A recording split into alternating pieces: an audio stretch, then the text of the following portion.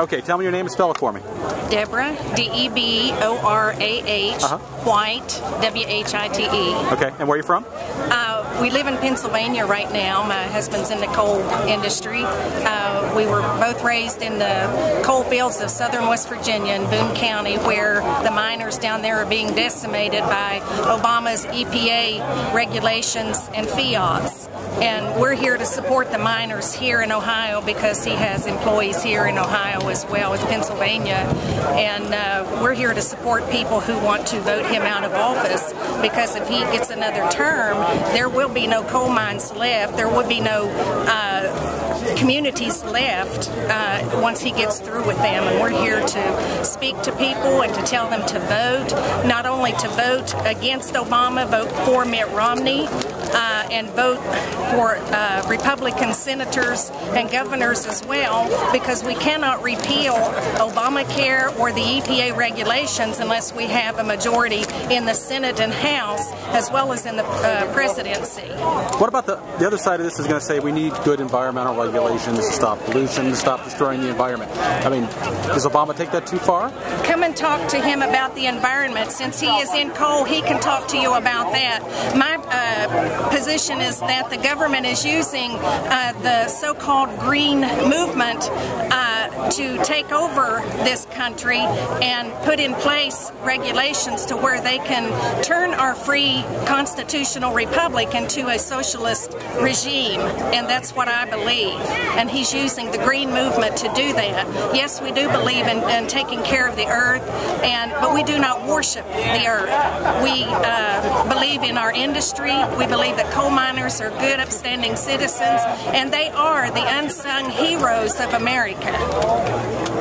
How long you been in coal? 33 years. What do you do? What do you do? I'm a mining engineer. Okay. WVU. Why not strong environmental regulations? Are they not strong enough? Are they too strong? They're not balanced. Basically, you know, these people going around saying they're environmentalists. I'm an environmentalist. I hunt, I fish, I love the woods, I love water, and the regulations allow for, I'm going to call it a mediation of that, so that you still have clean water, clean streams, clean air, but you don't have to go to where you actually shut operations down, shut industry down, because basically what you're doing is bankrupting America.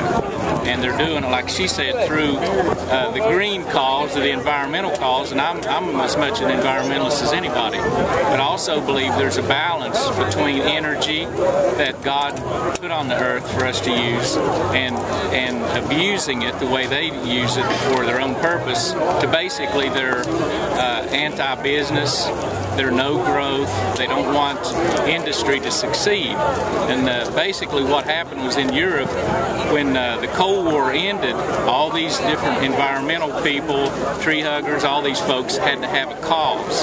So it translated into the America now, and people believe that. There's too many people falling for that, saying, well, don't you want, like they're saying, well, do you want your kids to have clean air and clean water?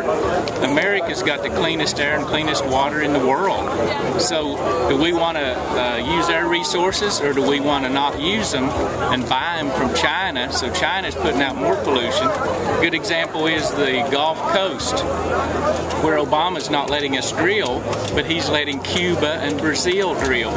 So would you rather have Americans drilling off our coast, or would you rather have some foreign country that doesn't have any environmental concerns? So the Obama administration's taken the environmental stuff way too far, to the point that it's shutting out business. That's where you... Yeah. Are you a one-issue voter? I mean, is this enough for you to vote against Obama? Yes, it is, but there's many issues with him. He's basically a communist. He doesn't like America. He's not proud of America. He doesn't think we're exceptional, and we are.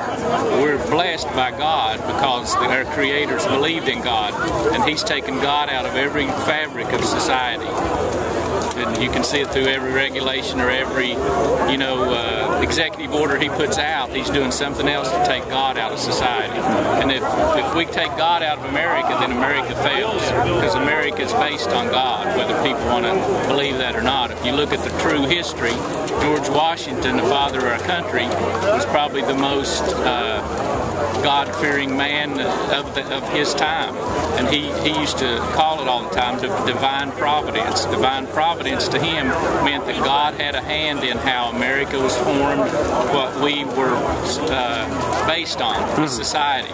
Today, all of these folks, in the name of whether they want to say green energy or whatever, they want to take all that God out, whether it's the gays or the, pro-abortion, all of those people basically are turning from God. That's what it boils down to.